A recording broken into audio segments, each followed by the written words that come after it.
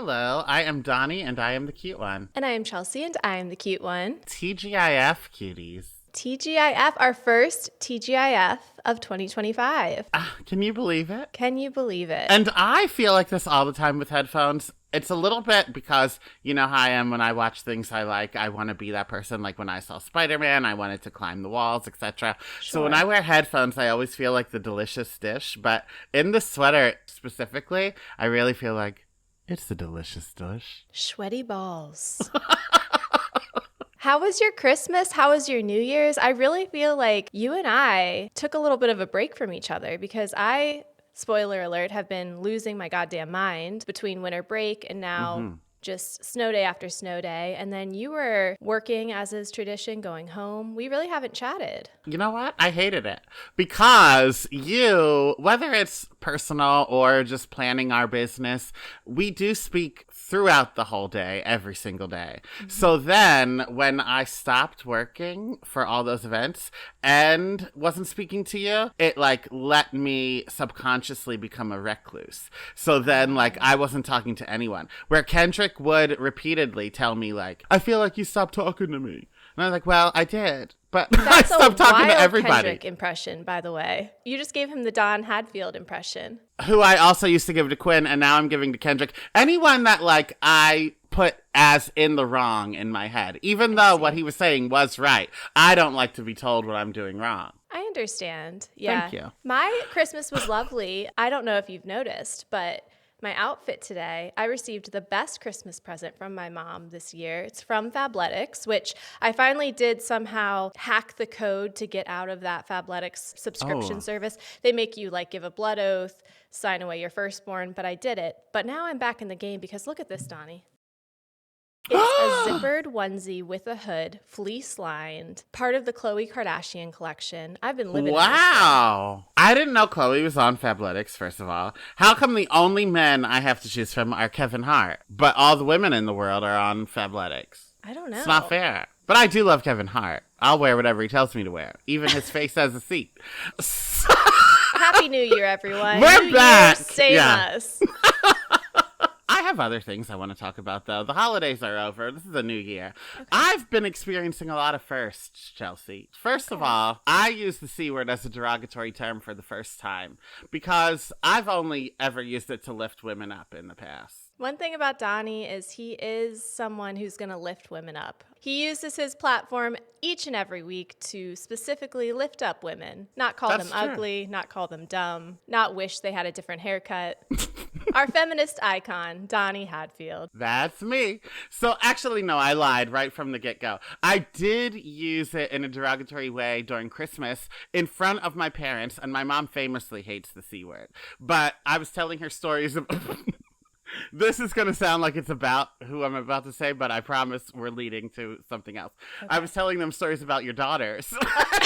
Okay, great. And they asked how old they were, and I said it. And my dad was like, that's your favorite age, right? And I was like, yeah. And then my mom was like, no, I thought your favorite age was like 11 to 13. And I was like, no, that's when they become...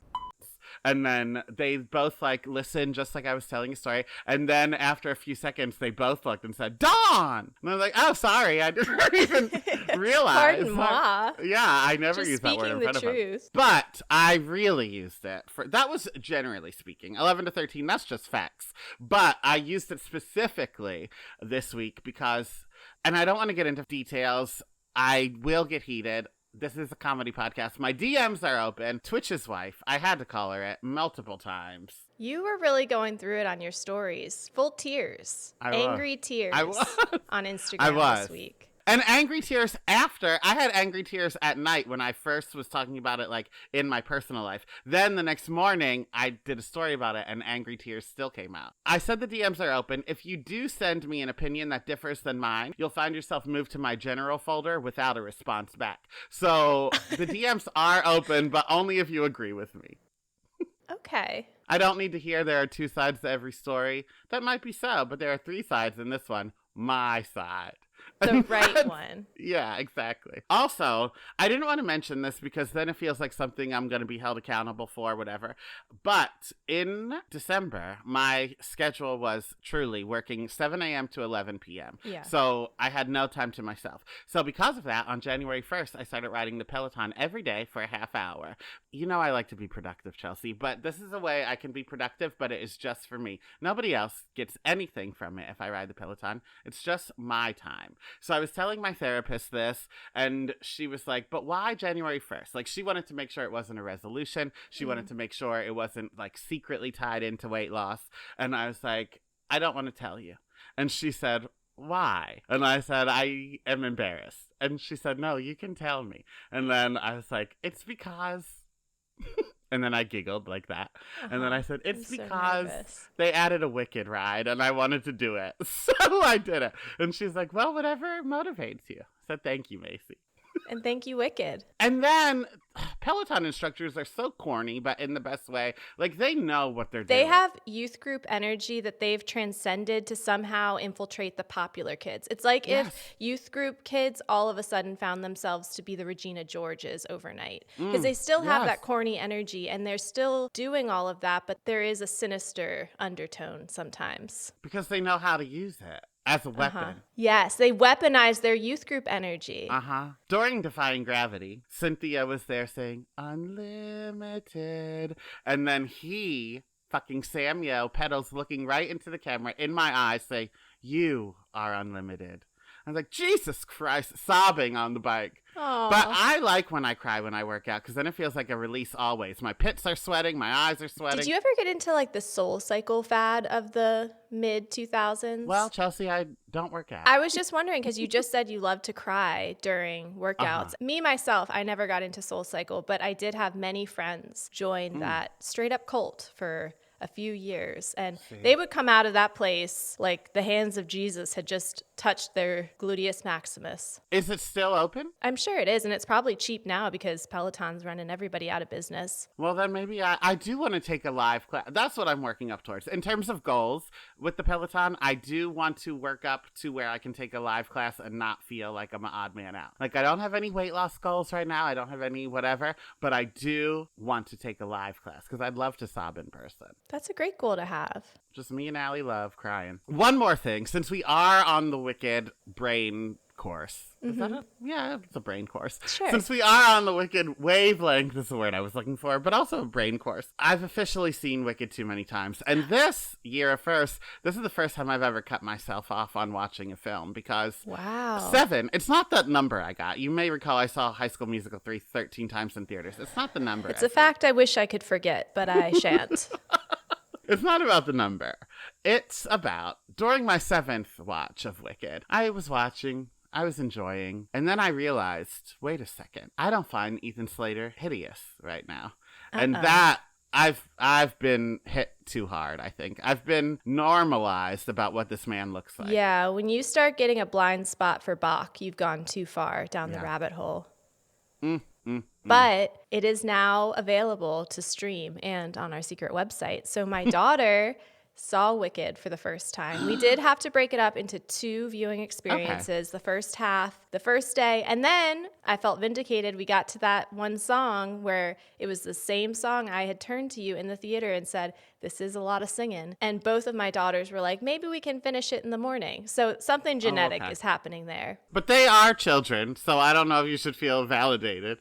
Okay. Well, I at least felt vindicated that I didn't take them to the theater to watch it. Because, my youngest daughter's been watching that damn documentary every day and wearing her Glinda costume. So I really was debating it, but I'm really glad that I waited for it to come to us because we could talk through it. We could take breaks. They could ask questions, et cetera. Well, I know it's rated PG, and I know it's about the Wizard of Oz, but I can't say it enough. It is not a children's movie. First of all, it is 3 hours long. Second of all, you may recall where we are headed. We know what happens to this woman at the end. So the fact that they're selling Barbies and all these things just for children to get invested to watch her die is tough. It is tough. And we did have to, again, I'm a movie talker, but we really talked the whole movie, just processing through what they were seeing. Because when it starts out with the Wicked Witch is dead, like they knew that and they were rooting for that because that's what we've all been conditioned to think. Now, I will say a couple things. Number one, as soon as, and I'm sorry if this is a spoiler to you, but if it's a spoiler to you, get some brains. Who are you, the Scarecrow? When Nessa Rose is presented with those slippers, my youngest daughter right away clocked it and said, oh no, a house is going to fall on her. So for any adults out there that didn't make the connection that Elphaba's sister would one day turn into the sister that dies, my 5-year-old clocked it. Well, you're speaking to my mother. Well, good thing Callie's turning off the podcast right now. Yeah, thank you, Callie. My mom said, when are the shoes going to turn red? I'm like, bitch, they're not. They're silver in this movie. Relax. They were only ruby in The Wizard of Oz because that was the color that looked the best in Technicolor. Yes. Yeah. I know. And the Wizard of Oz book is public domain, but the Wizard of Oz movie is not yet. So they can only write fan fiction for what's in the book, not the movie. So the ruby slippers they can't use. And, in Munchkinland, the red and yellow road, they can only use the yellow one because that was in the book. The red one is movie exclusive. So if you're looking for those things, you ain't going to find them in Wicked, honey. Well, Mom. What we also didn't find in Wicked Honey was a happy ending for my daughter because, and maybe I'll drop some audio on the Patreon of her live reaction to, and if you haven't watched Wicked, spoiler alert, tap ahead. We've been talking about Wicked for 2 months, so I at this point feel like any cutie that didn't see it has already been Wicked brainwashed. But at the end, when Glinda doesn't get on the broom, I was recording my daughter because let's not forget, she's sitting there in full Glinda cosplay, and her reaction of realizing that Glinda was going to stay with the wizard was heart-wrenching, to say the least. I sent it to you, and she really, at one point, she goes, I wanted her to say yes. And then I did ask her, I said, so who's your favorite now? And she said, both. But then once the movie ended, she did say, can I get an Elphaba costume? Well, no, she can like both. That is allowed. But you did send me that video, and when she said both, I got so nervous because I thought she has 5-year-old voice, so I thought she said Bach at first, and I was like, "What the fuck is happening in that house?" You're like, I'm gonna need to make an emergency trip to the DMV immediately. But my poor daughter, she really has been going through it lately because for Christmas she did receive. I'm so happy to report I'm a grandmother. I'd like to now present my little grandbaby, a little Tamagotchi, 5 years old, currently happiness level at a 1, hunger level at a 3. We're doing the best we can. But my 5-year-old is really going through it. She is really stressed by the perils of motherhood, the expectation of woman. She came into my room at 3 o'clock in the morning, the first night she had this Tamagotchi, and she said, Mommy, I can't take it anymore. Take him. And since then, this little bitch has been pawning off her Tamagotchi child to everybody and anybody. My oldest daughter was babysitting, cackling away because there was 4 poops on the screen, no bath to be seen for this little guy. Then I found the Tamagotchi in my dog's dog bed the other day as I was cleaning up. And so I said, oh, I found your Tamagotchi. And she said, in her 5-year-old voice, no, Lonnie was watching the Tamagotchi. You leave that be. But she is responsible. She is making sure that her child has childcare as she abandons it. Because as she left for school this morning, she threw it in my hand and said, he hasn't been fed, he hasn't been bathed. Can you watch him while I'm at school? So that's what I've been up to. I've just been taking care of my little grandbaby here. Well, not if the hunger level's at a 3, you haven't. Well, I'm talking to you. Doing the best I can here. All right, I guess. I didn't sign up for this. This isn't the stage of life I thought I'd be at, watching a Tamagotchi at 9:56 in the morning. I did my time. Oh, my God. So, cuties, if you want to see my sweater, Chelsea's My Tamagotchi. Yeah. Or, your zip-up outfit. Oh, yeah.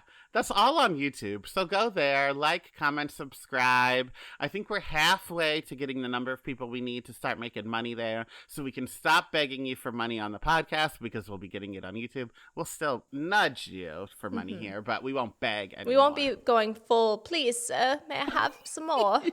This week brought us the first 3 episodes of the new season of Traitors, a new look for Whitney Rose, the Abbott Elementary and Always Sunny crossover episode, a School of Rock wedding reunion, Austin Butler and Kaya Gerber's 3-year relationship coming to an end, Andy Cohen confirming a sex tape, and 2025 saying, "Aw, you thought this year would be better? Hold my beer, bitches."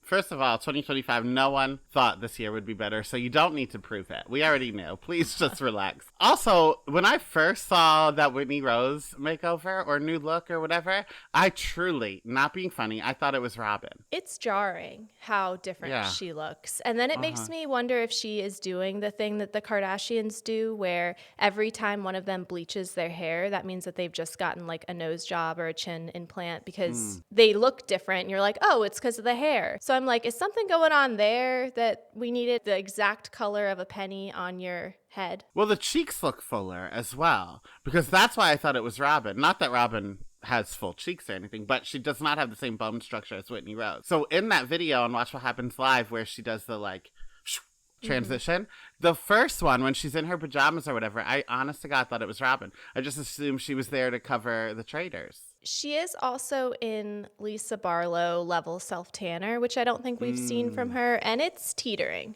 Yeah. It's giving the videos that Ariana is now copywriting and removing from the internet. Now, I don't mean to brag, but when Paige and Craig, Paige from Summer House, Craig from Southern Charm, when they broke up, I feel like I have been very classy. I have been very quiet.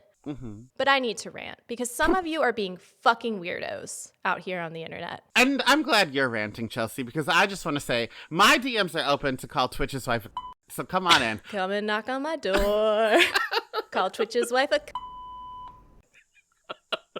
But if you think my DMs are open to talk about Paige and Craig, I couldn't care less about neither of these people. I don't watch any Bravo shows where the median age My Tamagotchi is... Hold on. Screaming, shitting all over the place. He's fine. I just muted him. Okay. He'll be fine. Perfect.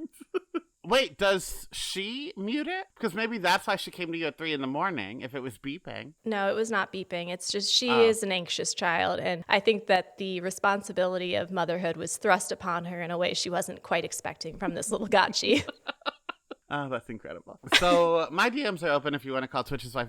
But if you are coming into my DMs to talk to me about Craig or Paige, I couldn't care about two people less. I don't watch either of these shows. I don't watch any Bravo show where the median age of the cast is not 43. So I don't want to watch anything about 20-somethings, 30-somethings, whether they work in a restaurant, whether they're at a summer house, whether they're Southern trash. I don't care. I don't want to watch it. And I certainly don't want to be invested in these people's lives. So Chelsea's the place to go to. That's all. Now, with that said, I'd love to talk to you about it. Thank you. Now, I do think it's funny, though, that you have not been shy about this, about you. I think that you have to give this disclaimer about once a quarter, and yet people continue to DM you. Like, what do you think about this? No, not just what do you think about this, Chelsea. They think that they are going to be the one to make me have a breakthrough. They're like, well, did you ever watch season 4 of Summer House? I'm like, no. You think that he is friends with me and you are going to be the one to convince him to watch the origin story of the Giggly Squad? No. Right. Anywho, with all that being said, let's talk about the thing Donnie doesn't want to talk about. Paige and Craig. I actually really like this because you have limited working knowledge, and I want to read what Paige said on her podcast, The Giggly Squad, and then I want to see what your feelings are, if you felt like it was a good statement, a super rude statement, etc. The news had already broken, and then Paige said on her podcast, "He truly helped me grow so much in these past 3 years. I'm a different person than when I started dating him. I feel more mature, more confident, all of these things. That's definitely attributed to him. It's so weird to talk about, and I feel awkward because I don't want to say anything that could be taken and misconstrued about him or about the breakup or any of it. It's really just about two people growing and changing and things that they want in their lives changing." What are your thoughts on that? I think that's very nice. You think that's rude? Oh, I don't. But Bravo fans took this and they said, "Burn her! Burn her!" People have been so vile on the internet so misogynistic. Like, the internalized misogyny of Bravo fans is astounding. And this is one of those examples because in her comments, in the comments of people I'm going to get to in a minute, anybody that is related to Paige has been getting hate comments like, how dare she? She tricked him. He was willing to give up things for her. Like, just coming for her because of her breaking up with Craig. Okay, first of all, let's not forget, if you are watching reality TV, please remember you are watching reality TV. These people know what they are signing up for. So yes, Craig and Paige are people with real lives, but they also know they're a business. And by joining forces together, they can elevate their own businesses while building together as one. And guess what? Paige was on Southern Charm for some episodes. Craig was on Summer House for some episodes. They got to cross over because of this relationship. They both got things from this.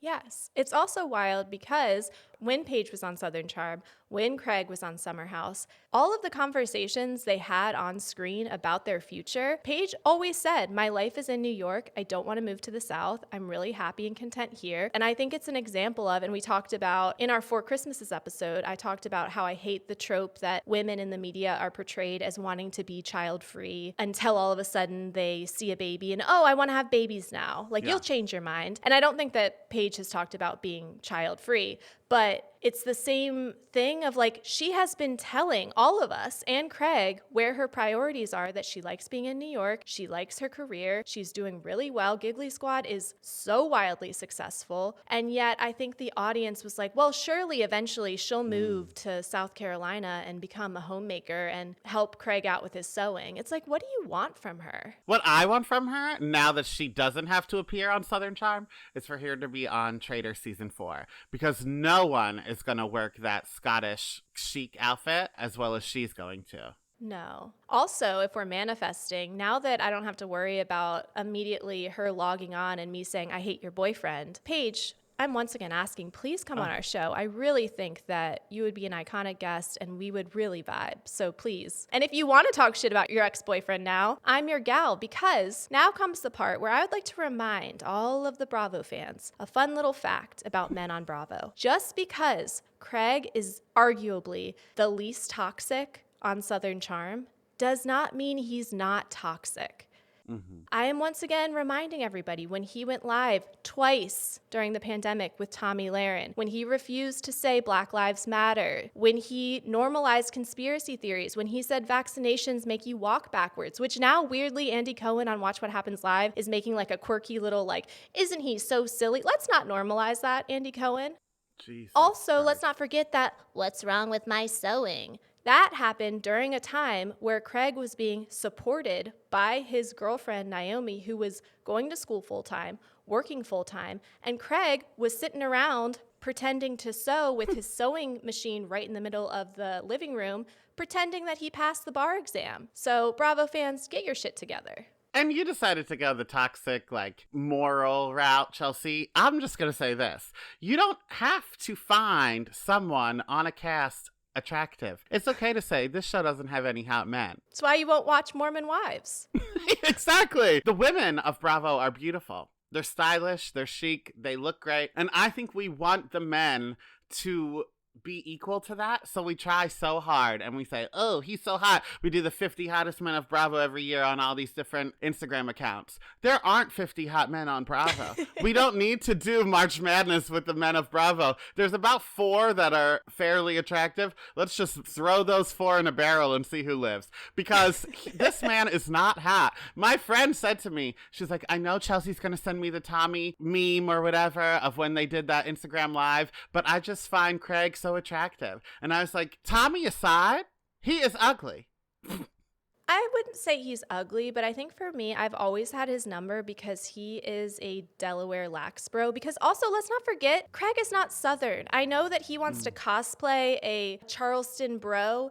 Craig is from Delaware. So I think for me, because I grew up with that very specific type of douchey lax bro, that I'm like, I know you. I've dated you.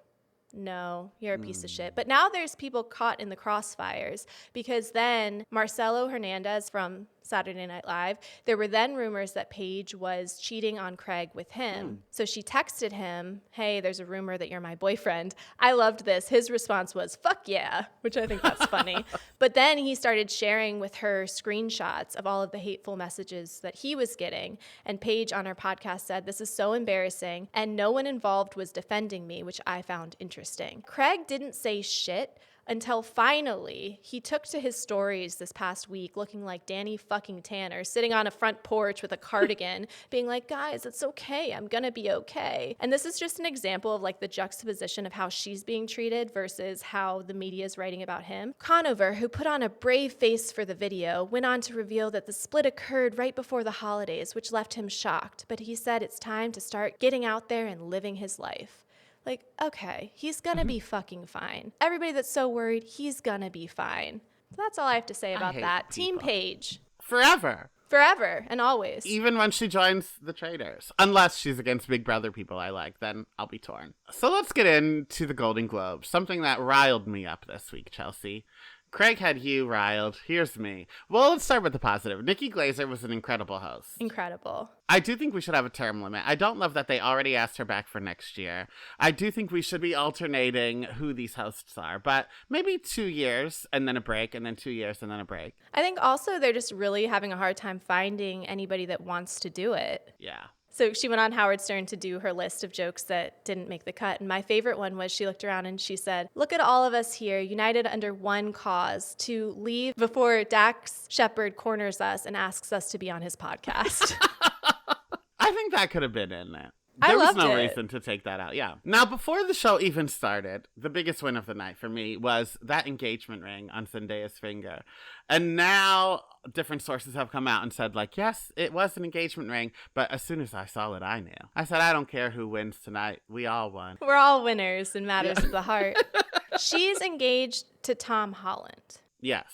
Okay, I cannot for the life of me. Tom Holland and Timothy Chalamet, they are the same person to me, except for it's like if Tom Holland went into the Steve Urkel machine, he would come out as Timothy Chalamet. No. Yes, Timothy Chalamet, he could get it. Tom Holland is like white bread. Timothy Chalamet might let you stick a finger in his butt. Timothy Chalamet currently has that beard that Nikki Glaser made fun of and said, I love your eyelashes on your upper lip. But see? You're familiar? I'm familiar. You know, I like a man who you have to look at long enough to say, are they skinny or are they on meth? That's kind of my vibe. The Pete Davidsons of the world, etc.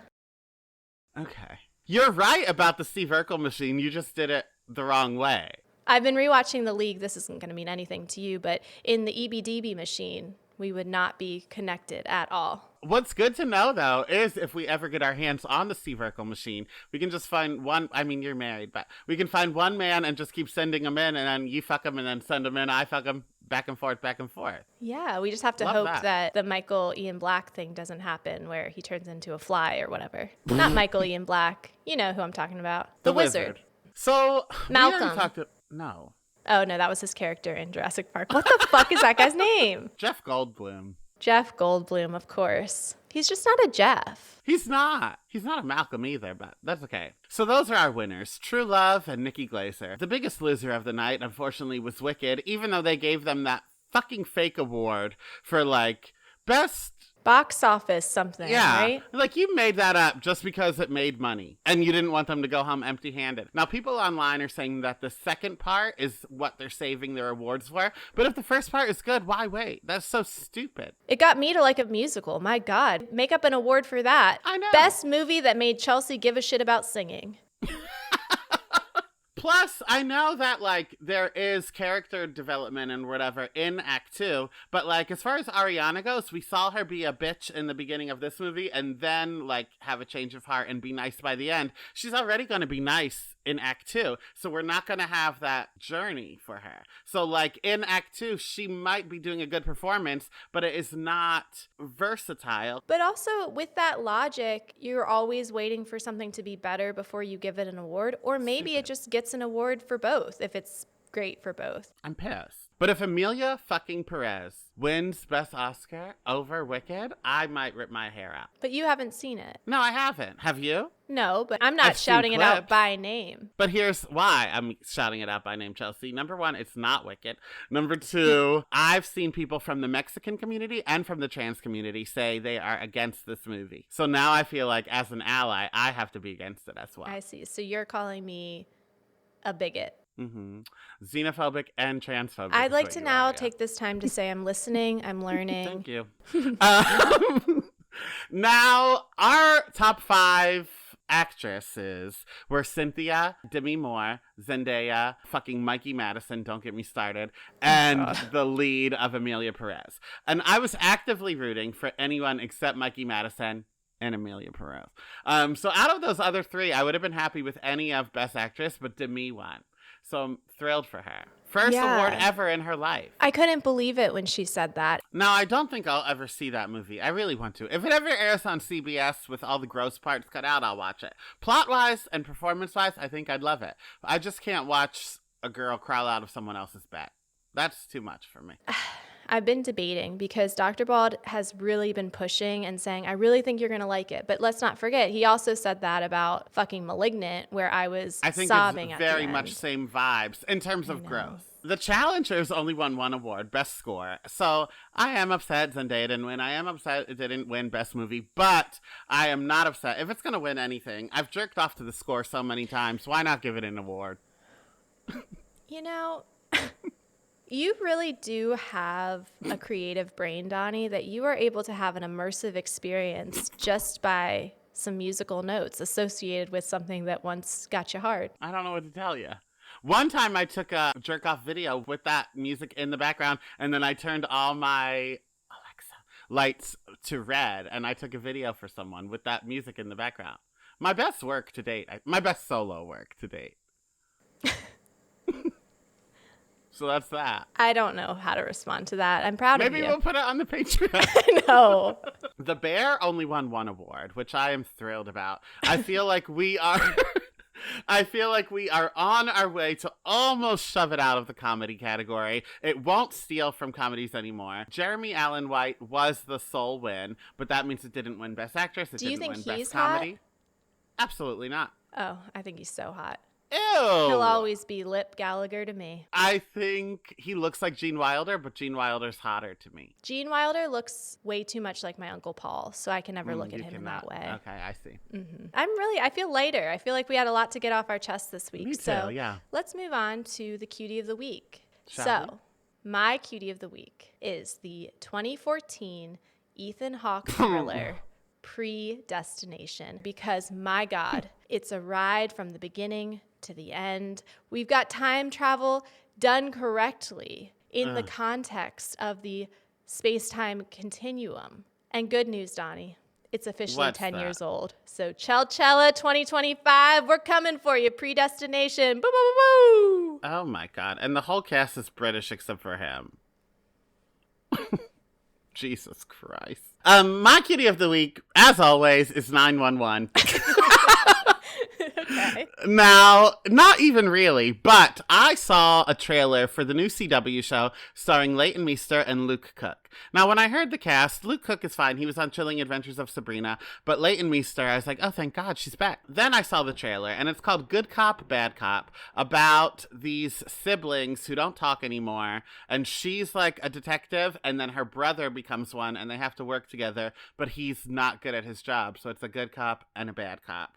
And when I saw what this show is about to be, I was like, 911 just really knows how to do it. And with that said, I think Leighton Meester would be better suited on a show like 911. Or even, I'll say it, Grey's Anatomy. I think Leighton Meester, I love you to tears. I love The Roommate. I'm pushing for it in our Bunny Boiler month. I really want you to win. And I am finally letting us cover Country Strong for Donnie Appreciation Month. Is the whole thing about addiction and losing a baby?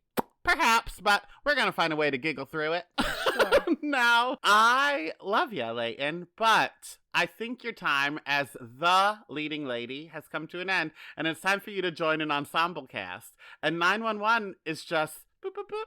911, what's your emergency? Away from you getting a job that you will keep for longer than a year. Absolutely. So, cuties, that is our episode. We wanted to be a place where you could laugh and enjoy yourselves as always, but there are real things going on in the world as well. So there are organizations linked in the show notes that are raising money and providing support for those affected by the fires in LA. So please use those. But also, if you are close to the fires but safe, I know a lot of animal shelters are asking for people to volunteer to foster displaced animals who weren't able to be evacuated with their families. So, cuties, if you are in LA, we pray that you are safe and staying safe and that everyone you love is safe as well. And on that note, we love you. We'll be covering the wedding planner on Monday, so tune in for that. And we will talk to you later. Love you like a sister.